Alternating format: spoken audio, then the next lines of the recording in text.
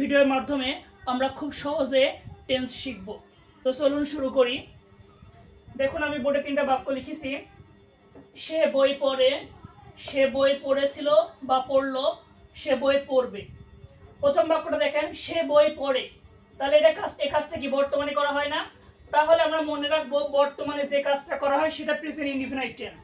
বর্তমানে যে কাজগুলো করা হয়, যাই, খাই, পড়ি, লিখি, ঘুমাই, বলি, শুনি, অর্থাৎ বর্তমানে যে কাজগুলো করা হয় সেটা প্রেজেন্ট ইনডিফিনাইট টেন্স। সেক্ষেত্রে আমরা ভার্বের সাথে এস বাই এস বসবে। আমি একটা জিনিস আগে থেকে বলি, আমরা জানি যে প্রতিটা বাক্যে সাবজেক্ট এবং অবজেক্ট প্রতিটা বাক্যতেই থাকে, তাই এগুলো আমাদের আলাদা করে মনে রাখার দরকার নেই। আমরা শুধু একটা বাক্য থেকে আরেকটা বাক্য অথবা একটা টেন্স থেকে একটা টেন্সে যে পার্থক্য আমরা শুধু সেটা মনে রাখবো। সেটা মনে রাখলেই কিন্তু আমরা সহজে ইংরেজি বলতে পারবো বা বুঝতে পারবো। তাহলে একটু আগে বললাম যে কাজটা বর্তমানে করা হয় সেটা প্রেজেন্ট ইনডিফিনাইট টেন্স। সাবজেক্ট এবং অবজেক্ট থাকবে, শুধু পার্থক্য কি, শুধু বৈশিষ্ট্য আছে ভার্বের সাথে এস বাই এস। বর্তমানে যে কাজটা করা হয় সেই কাজের ক্ষেত্রে ভার্বের সাথে এস বাই এস। তাহলে এখানে সাবজেক্ট কি, সে, তাহলে আমরা হি লিখলাম। এখানে ভার্ব কি, পড়ে, তাহলে রিড মানে পড়া। যেহেতু কাজটা থার্ড পারসন সিঙ্গুলার করছে, থার্ড পারসন সিঙ্গুলার বললে আমরা অনেকে বুঝতে পারবো না।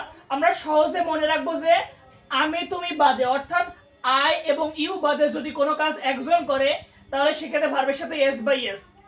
তাহলে রিডের সাথে এস যোগ করতে হয়, তাহলে হি রিডস। এবার কি পড়ে, বুক, হি রিডস বুক।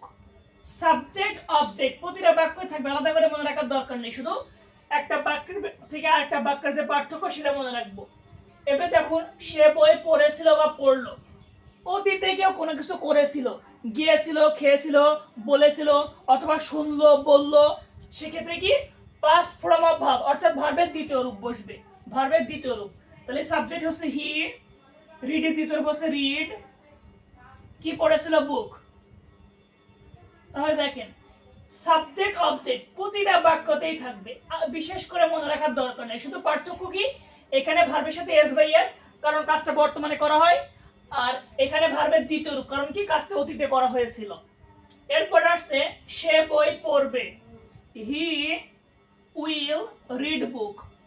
ভবিষ্যতে কেউ কোনো কিছু করবে, যাবে, খাবে, বলবো, শুনবো, লিখবো, দেখবো, সেক্ষেত্রে ভার্বের আগে একটা উইল। তাহলে সাবজেক্ট হচ্ছে হি, কাজটা অতীতে করবে, কাজটি ভবিষ্যতে করবে, এজন্য ভার্বের আগে উইল, ভার্ব কি পড়বে, বুক। তাহলে দেখেন এইভাবে কিন্তু আমরা খুব সহজে প্রেজেন্ট ইনডিফিনাইট, পাস্ট ইনডিফিনাইট এবং ফিউচার ইনডিফিনাইট টেন্সটা শিখে গেলাম মাত্র অল্প সময়ের মধ্যেই। তাহলে সে বই পড়ে, হি রিডস বুক, কাজটা বর্তমানে করে, এজন্য ভার্বের সাথে এস বাই এস। সে বই পড়েছিল বা পড়লো, অতীতে কেউ কোনো কিছু করেছিল, ভার্বের দ্বিতীয় রূপ। সে বই পড়বে, ভবিষ্যতে কেউ কোনো কিছু করবে, সেক্ষেত্রে ভার্বের আগে একটা উইল। আমাদের subject plus verb, S by S, subject plus ভার্বের দ্বিতীয় রূপ, অবজেক্ট, এভাবে মনে রাখার দরকার নেই। এভাবে মনে রাখলে আমরা টেন্স মনে রাখতে পারবো না। এভাবে শিখলে আমরা টেন্স মনে রাখতে পারবো না, আবার ইংরেজি, বাংলা থেকে ইংরেজিও করতে পারবো না। আমরা শুধু একটা বাক্য থেকে আরেকটা বাক্যের যে পার্থক্য, এটা মনে রাখলে আমরা খুব সহজে ইংরেজি বলতেও পারবো, লিখতেও পারবো। এরপর আসছে কন্টিনিউয়াস টেন্স। বর্তমানে কোনো কাজ হচ্ছে বা চলছে সেটা প্রেজেন্ট কন্টিনিউয়াস টেন্স। অতীতে কোনো কাজ হতেছিল সেটা পাস্ট কন্টিনিউয়াস টেন্স। ভবিষ্যতে কোনো কাজ হতে থাকবে বা চলতে থাকবে সেটা ফিউচার কন্টিনিউয়াস টেন্স। যেমন 3টা বাক্য আমি বোর্ডে লিখেছি। সে বই পড়ছে, তাহলে কাজটা চলছে কিন্তু বর্তমানে। সে বই পড়তেছিল, এটাও চলমান কাজ কিন্তু অতীতে। সে বই পড়তে থাকবে, এটাও চলমান কাজ কিন্তু ভবিষ্যতে। তাহলে আমরা মনে রাখবো যে চলমান কাজ মানে কন্টিনিউয়াস, শুধু পার্থক্য কি বর্তমানে চলছে প্রেজেন্ট কন্টিনিউয়াস, অতীতে চলতেছিল পাস্ট কন্টিনিউয়াস, ভবিষ্যতে চলতে থাকবে ফিউচার কন্টিনিউয়াস টেন্স। আগে টেন্স আমি বলেছিলাম যে সাবজেক্ট এবং অবজেক্ট প্রতিটা টেন্সে বা প্রতিটা বাক্যই থাকবে, আমাদের আলাদা করে মনে রাখার দরকার নেই, শুধু পার্থক্যগুলো মনে রাখবো। আগের বাক্য যেমন আমরা পার্থক্য মনে রাখছিলাম, এখানে শুধু অল্প একটু আমরা মনে রাখবো প্রতিটা চলমান কাজ অথবা প্রতিটা কন্টিনিউয়াস টেন্স, হোক সেটা প্রেজেন্ট অথবা পাস্ট অথবা ফিউচার। কন্টিনিউয়াস টেন্স মানে ভার্বের সাথে আইএনজি।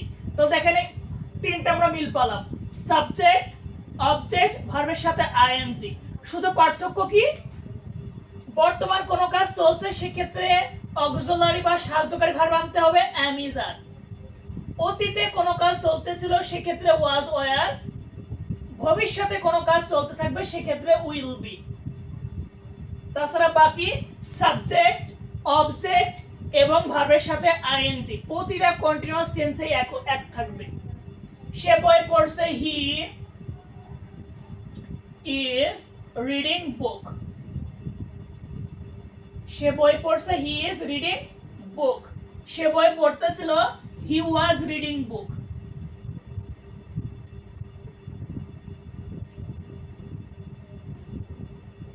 সে বই পড়তে থাকবে, he will be reading book. He will be reading book. তাহলে দেখেন পার্থক্যগুলো কিন্তু খুবই সামান্য পার্থক্য। কাজটা বর্তমানে চলছে এই জন্য ইজ, অতীতে চলতেছিল এই জন্য ওয়াজ, ভবিষ্যতে চলবে এই জন্য উইল বি।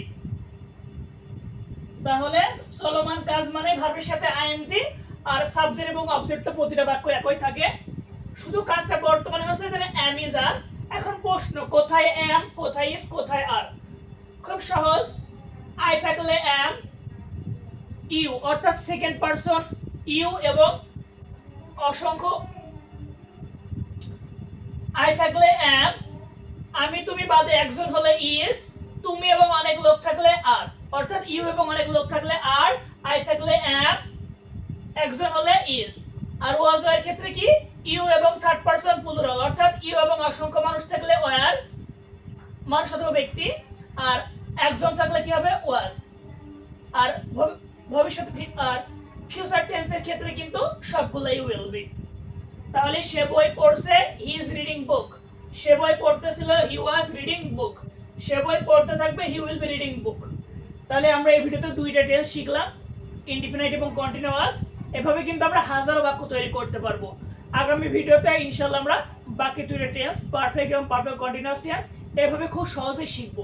এভাবে শিখলে কিন্তু আমরা খুব সহজে যে কোনো ইংরেজি বাক্য বলতে পারবো অথবা ইংরেজি বাক্য বুঝতে পারবো। আসসালামু আলাইকুম।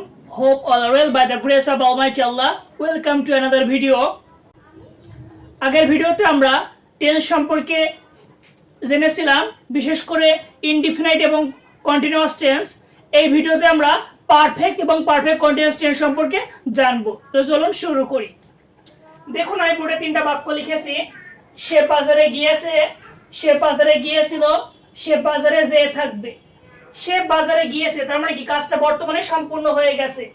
সে বাজারে গিয়েছিল, এটাও সম্পূর্ণ হয়ে যাওয়া কাজ কিন্তু অতীতে। সে বাজারে যেয়ে থাকবে, এই কাজটাও হয়ে যাবে কিন্তু কি ভবিষ্যতে। তাহলে যে কোনো সম্পূর্ণ হওয়া কাজ মানে যে কাজটা হয়ে গিয়েছে, হোক সেটা বর্তমান, অতীত কিংবা ভবিষ্যৎ, যে কাজটা হয়ে যাবে সেটা কি টেন্স, পারফেক্ট টেন্স। এর আগে আমি বলেছিলাম যে প্রতিটা সেন্টেন্স অথবা প্রতিটা টেন্সই কিন্তু সাবজেক্ট এবং অবজেক্ট থাকবেই, শুধু একটা থেকে আরেকটা টেন্স কিংবা একটা থেকে আরেকটা বাক্যে অল্প একটু পরিবর্তন হয়। যে কোনো পারফেক্ট টেন্স, হোক সেটা প্রেজেন্ট পারফেক্ট, পাস্ট পারফেক্ট বা ফিউচার পারফেক্ট, প্রতিটা পারফেক্ট টেন্সেই কিন্তু সাবজেক্ট, ভার্বের তৃতীয় রূপ, অবজেক্ট, প্রতিটা পারফেক্ট টেন্স একই থাকবে। সাবজেক্ট, ভার্বের তৃতীয় রূপ, অবজেক্ট, প্রতিটা perfect tense, present, past, future, প্রতিটা পারফেক্ট টেন্সে এই তিনটা মিল থাকবে, শুধু মাঝখানে সাবজেক্টের পরে সাহায্যকারী ভার্বটা একটু পরিবর্তন হবে। বর্তমানে কোনো কাজ হয়ে গিয়েছে সেক্ষেত্রে হ্যাভ হ্যাজ। বর্তমানে কোনো কাজ হয়ে গিয়েছে সেক্ষেত্রে হ্যাভ হ্যাজ, অতীতে হয়ে গিয়েছিল হ্যাড, ভবিষ্যতে হয়ে যাবে উইল হ্যাভ। শুধু এই তিনটা পার্থক্য। বর্তমানে কোনো কাজ হয়ে গিয়েছে হ্যাভ হ্যাজ, অতীতে হয়ে গিয়েছিল হ্যাড, ভবিষ্যতে হয়ে যাবে উইল হ্যাভ। তাছাড়া সাবজেক্ট, ভার্বের তৃতীয় রূপ, অবজেক্ট, প্রতিটা পারফেক্ট টেন্সে একই থাকবে। যেমন এখানে সাবজেক্ট কি, সে, হি, অবজেক্ট ভার্বের তৃতীয় রূপ, তাই না? তাহলে বাজারে গিয়েছে, যাওয়া ইংলিশ কি, গো, ওর তৃতীয় রূপ কি, গন। তারপর অবজেক্ট কি, মার্কেট। যে যে জিনিসগুলো মিল সেগুলো আমি আগে লিখে নিই। হি গন টু মার্কেট, প্রতিটা একই রকম, একই রকম। এভাবে শিখলে আমরা খুব সহজে টেন্স মনে রাখতে পারবো আর ইংরেজি বাক্য তৈরি করতে পারবো।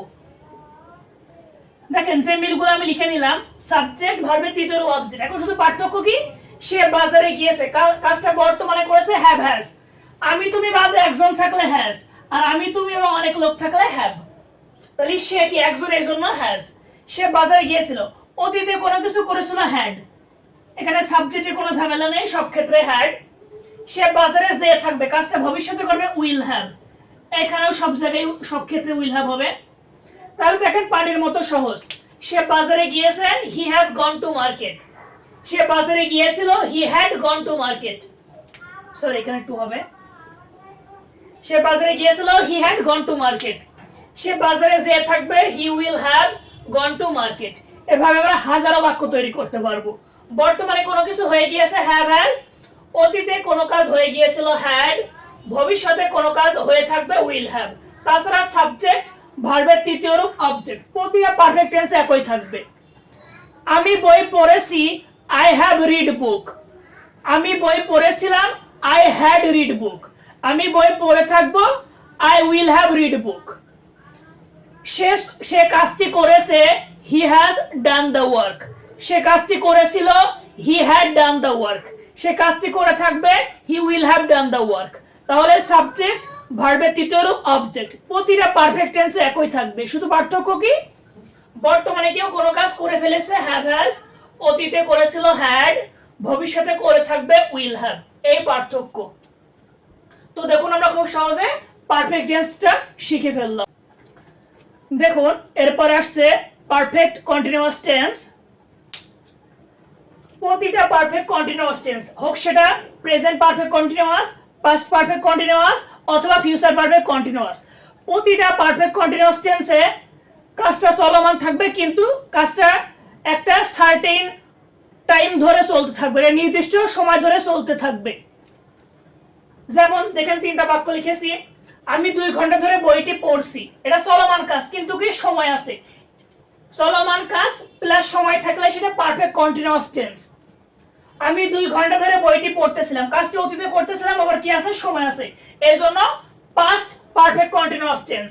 আমি 2 ঘন্টা ধরে বইটি পড়তেছিলাম, এখানেও সময় আছে আর কাজটা চলমান থাকবে কিন্তু ভবিষ্যতে, এই জন্য এটা কি tense, future perfect continuous tense. কি কি মিল আছে, সাবজেক্ট ভার্বের সাথে আইএনজি প্লাস বিন বসবে, সময় থাকবে।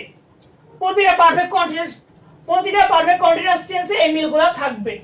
শুধু পার্থক্য কি, একটা কাজ বর্তমানে কত সময় ধরে চলছে সেক্ষেত্রে হ্যাভ হ্যাজ বিন, একটা কাজ অতীতে কত সময় ধরে চলতেছিল সেক্ষেত্রে হ্যাড বিন, একটা কাজ ভবিষ্যতে কত সময় ধরে চলতেছিল সেক্ষেত্রে will have been.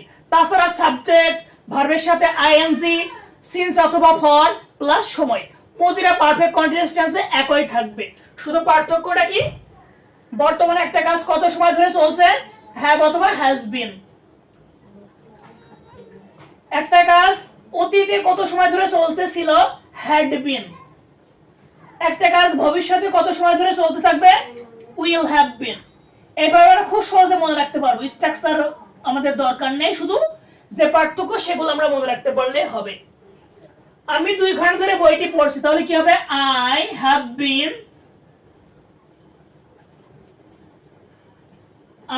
Been reading the book for 2 hours। কম সময় হলে ফর, অনেক সময় হলে সিন্স, ফর 2 hours। আমি 2 ঘন্টা ধরে বইটি পড়ছি, I have been reading the book for 2 hours। আর আমি 2 ঘন্টা ধরে বইটি পড়তেছিলাম, দেখেন সামান্য একটু পার্থক্য, শুধু হ্যাড, হ্যাভের জায়গায় হয়ে গেল had. I had been reading the book for 2 hours। তাহলে দেখেছেন পারফেক্ট টেন্সে, পারফেক্ট কন্টিনিউয়াস টেন্সে সামান্য একটু পার্থক্য। আর এই কাজটা ভবিষ্যতে কত সময় ধরে চলবে তাই বলা হচ্ছে, এজন্য I will have been reading the book for 2 hours। Structure ধরে শিখলে আমরা কখনো ইংরেজি বলতে পারবো না, আমরা শুধু দেখবো একটা বাক্য থেকে একটা বাক্য যে পার্থক্য।